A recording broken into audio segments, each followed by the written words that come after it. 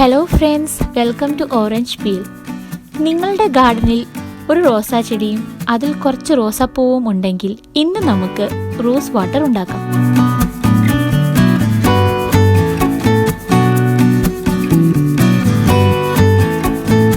Eczema പോലെയുള്ള skin problems ഉള്ളവർക്ക് ഈ റോസ് വാട്ടർ ഒത്തിരി സഹായമാണ്. അതുപോലെ തന്നെ മുടികൊഴിച്ചുള്ളവർക്കും ഇത് ഉപയോഗിക്കാം. കാരണം ഇതൊരു ആൻറ്റി ഓക്സിഡൻറ്റും ഒരു ആൻറ്റി ഇൻഫ്ലമറ്ററിയുമാണ്. അതുമാത്രമല്ല, ഇതൊരു ആൻറ്റിസെപ്റ്റിക്കും ആൻറ്റി ബാക്ടീരിയലും കൂടിയാണ്. അതുകൊണ്ട് തന്നെ ഇത് കൈ മുറിയുമ്പോൾ അല്ലെങ്കിൽ കൈ പൊള്ളുമ്പോൾ അവിടെയൊക്കെ നമുക്ക് ഈ വാട്ടർ ഉപയോഗിക്കാൻ പറ്റും. അതുപോലെ തന്നെ ഇതൊരു റിലാക്സിങ് ഏജൻറ്റും കൂടിയാണ്.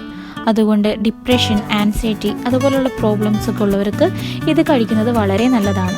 ഈ റോസ് വാട്ടർ ഉപയോഗിച്ച് ആവി കൊള്ളുന്നതും വളരെ നല്ലതാണ്. ഇതുപോലെ തന്നെ ഒരുപാട് ഗുണങ്ങളുണ്ട് റോസ് വാട്ടറിന്. ഞാൻ എല്ലാം ഇവിടെ പറയുന്നില്ല.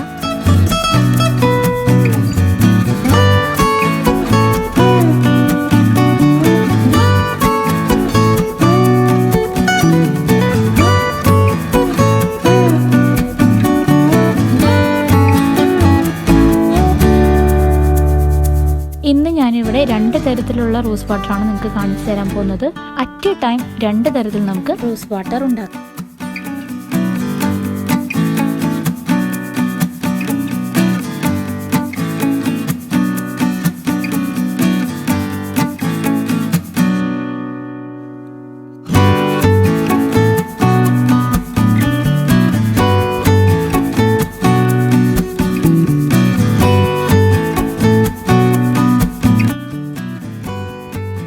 ഇവിടെ ഈ പാത്രം മൂടുമ്പോൾ അതിൻ്റെ ലിഡ് നേരെ തല കീഴായിട്ട് മൂടി വയ്ക്കുക.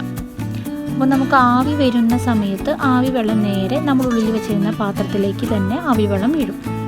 ഇനി ആവി നിങ്ങൾക്ക് പുറത്ത് പോകുന്നുണ്ടെങ്കിൽ നമ്മൾ സാധാരണ ദം ബിരിയാണിയൊക്കെ ഉണ്ടാക്കുമ്പോൾ സാധാരണ ചെയ്യുന്ന പോലെ തന്നെ കുറച്ച് ഗോതമ്പ് മാവ് എടുത്ത് കുഴച്ച് അതിന് ചുറ്റും വെച്ച് കൊടുക്കാം. അപ്പോൾ ഒട്ടും തന്നെ ആവി പുറത്ത് പോവില്ല.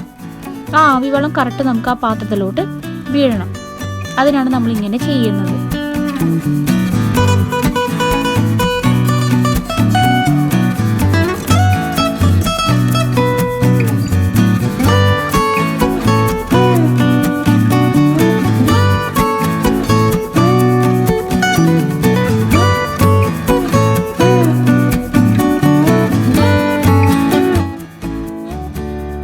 ഈ ആവി വീണ് കിട്ടിയ വെള്ളം, അതായത് ഒട്ടും തന്നെ റോസിൻ്റെ കളറൊന്നും വരാത്ത ഈ വെള്ളം നമുക്ക് 6 മാസം വരെ ഉപയോഗിക്കാം. അത് നമുക്ക് ഫ്രിഡ്ജിൽ വെച്ച് കഴിഞ്ഞാൽ 6 മാസം വരെ ഉപയോഗിക്കാം.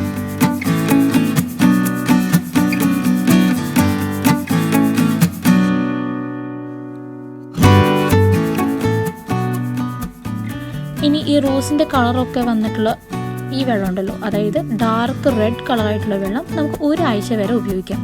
അങ്ങനെ നമുക്ക് 2 തരത്തിൽ ഇതുണ്ടാക്കാൻ പറ്റും. എല്ലാവരും ഇത് ട്രൈ ചെയ്യുക. നിങ്ങളുടെ വീട്ടിൽ ഒരു റോസാ ചെടിയും അതിൽ റോസാപ്പൂക്കളും ഉണ്ടെങ്കിൽ ഇതെന്തായാലും ഉണ്ടാക്കി നോക്കുക.